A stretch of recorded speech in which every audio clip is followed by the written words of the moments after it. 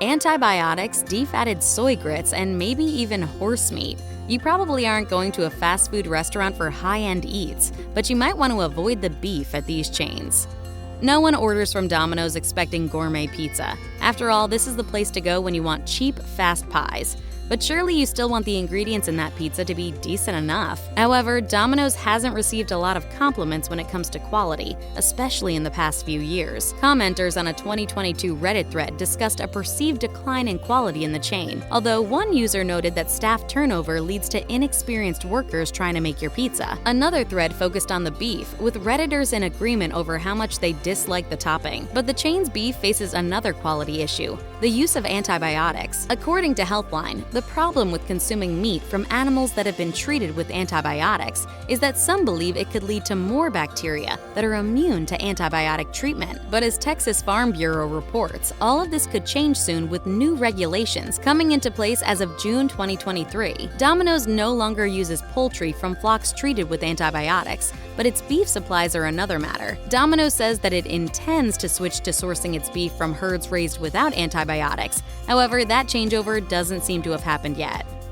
Jack in the Box has the unfortunate reputation of hosting one of the worst E. coli outbreaks ever in the history of fast food. That experience was instrumental in changing food safety standards, so you would hope that this extended to the overall quality of the chain's food. But take a look at the restaurant's ingredients and you might not like what you find. The beef used in their tacos is actually a mixture of beef, chicken, textured vegetable protein, and defatted soy grits. In other words, that beef does not contain a lot of beef. But at least Jack in the Box's beef hamburger patty consists of only beef. Antibiotic-wary consumers may also want to steer clear of Jack in the Box. The company has an extensive animal welfare policy that addresses antibiotics in poultry, yet it does not say a thing about its stance on antibiotics in beef. And without an explicit policy in place, you really don't know what kind of beef you're consuming at Jack in the Box. All right, we'll look into that. Popular YouTuber MrBeast partnered with Virtual Dining Concepts in 2020 to develop a burger franchise in the form of a ghost kitchen, which is a business that operates within an existing restaurant or kitchen rental space. MrBeast has one brick-and-mortar location in New Jersey, but in the rest of the country, ordering a MrBeast burger means you'll get something from one of these ghost kitchens. Unfortunately, when you don't know exactly where the food is made, that also means you can't always control the quality of the ingredients, nor can you easily control the quality of how it's prepared. Customers have complained about everything from the taste of the burgers to how they were put together. In 2023, MrBeast sued Virtual Dining Concepts to end their contract, citing customers who publicly called out the burgers. Flame-grilled fanatics may want to watch out for the antibiotic issue when it comes to beef sold at Burger King. That's because the company has no policy addressing the use of antibiotics in its food. Broadly speaking, beef that's sold in the US is not supposed to have any antibiotic residue in it. Fortunately, that residue is rarely found in random testing. Still, if you want to be extra careful and avoid eating beef that may have encountered antibiotics somewhere along the line, it may be best to avoid Burger King. Whether the company will update its policy on antibiotics in the future is unknown. This is admittedly a lot better than what happened with Burger King in 2013. A meat supplier in Ireland was found to be distributing beef tainted with horse meat, and Burger King discovered that some of the patties they received did contain horse DNA. Horse meat itself isn't dangerous, but this incident certainly didn't do anything to bolster consumer trust in this fast food chain. Shouldn't I go to Burger King? Taco Bell has certainly been through its fair share of meat rumors, from the supposed use of grade D meat to assertions of mealworm-based fillers in its seasoned beef, both of which were proven false. The company has had to battle all types of ridiculous claims. Taco Bell was even once sued in an attempt to get it to divulge what it was really putting in its seasoned beef. That lawsuit was dropped, and Taco Bell showed that it was pretty much beef plus flavorings, emulsifiers, and a few other food-safe additives. However, that doesn't mean the chain doesn't have its share of quality issues. Antibiotics are a problem, though one that's improving. While the company still uses beef from antibiotic-treated herds, it has begun taking steps to change this. Another quality issue is meat texture. One Redditor complained about the steak used at Taco Bell, claiming that it, quote, has the texture of a thick pile rug. Another commenter in the same thread noted that the meat can get gross very quickly if it's left sitting out after cooking.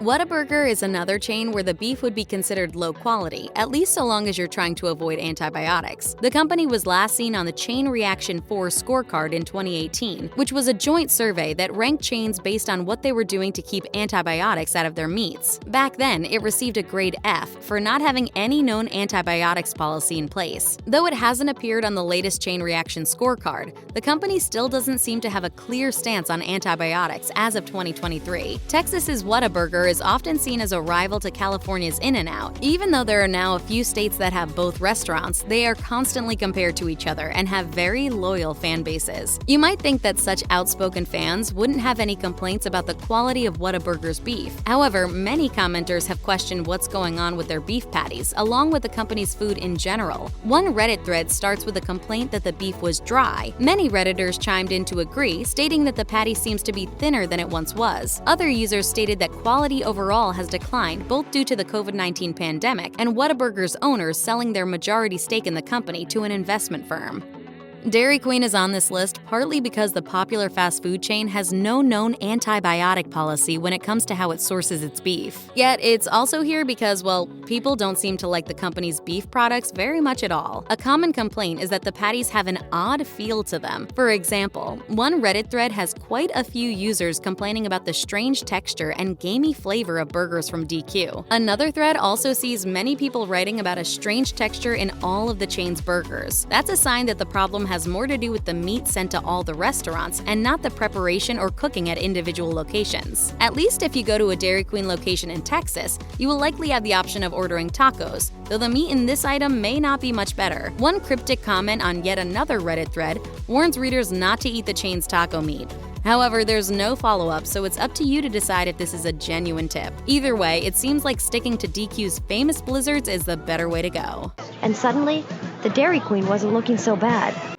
Sonic Drive-In faces the same two issues that so many other fast food restaurants seem to have when it comes to the quality of its beef. First, there's the prevalent issue with antibiotics. Sonic received an F on the Chain Reaction scorecard for having no clear policy regarding its use of antibiotic beef, even though it does have one for poultry. If it seems like you're hearing antibiotics mentioned a lot, that's largely because so many companies simply haven't put a clear policy into place, which leaves consumers a bit in the dark as to what exactly they're biting into. The other problem is a perceived decline in quality that includes the burger meat. One Reddit thread dives into Sonic's plummeting food quality as of 2023, with some levying accusations that the chain's meat is simply gross and full of fillers. There has also been a bit of speculation that a change in the company's ownership may have resulted in lower quality. Another commenter simply stated that they believe Sonic changed the meat they used. Whatever the case may be, it sounds like you will likely leave disappointed if you order a burger from this chain. Like many others, Pizza Hut doesn't have a known public-facing policy about the use of antibiotics in its beef as of 2023. Therefore, it got an F on the Chain Reaction survey. It does have a policy about avoiding antibiotics in its poultry supply, but the lack of transparency regarding its beef nevertheless places the company's beef products in the lower quality category. Remember, even if you don't ingest them yourself, some believe that the overuse of antibiotics overall can cause a problem. If companies continue to buy beef from suppliers that don't restrict antibiotics, it may well create the impression that there is no need for those suppliers to change. If you look through Pizza Hut's ingredient list, the beef products don't seem all that bad, though there are more additives here than you might want to dine on, such as silicon dioxide that's been added to the steak to prevent caking. And there have been complaints about the flavor of the beef that are even harder to ignore. One Pizza Hut employee on Reddit, for example, claimed that they could barely eat a piece of the chain's beef when their manager asked them to try it, calling it, quote, absolute garbage. Is Pizza Hut that great? Arby's is known for selling its roast beef sandwiches, but like Taco Bell, the chain finds itself the target of some pretty gross rumors. Possibly the weirdest is that its roast beef is made out of some sort of gel, liquid, or even powder. Fact checkers have debunked this notion pretty thoroughly, however, confirming that you're getting actual meat. Yes, the meat is packaged in a viscous broth, but that's still not a fake component that somehow congeals to form the meat itself. However, in a thread about things fast food employees won't eat, One Redditor says that the chain's roast beef is really a bunch of beef scraps pressed into a block, instead of an actual hunk of whole beef that's been roasted and then sliced. In Arby's defense, a reply further down in that thread noted that this is what a lot of deli meat is like, and other Redditors didn't seem all that concerned. Then again, Arby's received an F grade on the latest chain reaction survey for not having a clear and publicly available policy about how it stands on antibiotics in beef.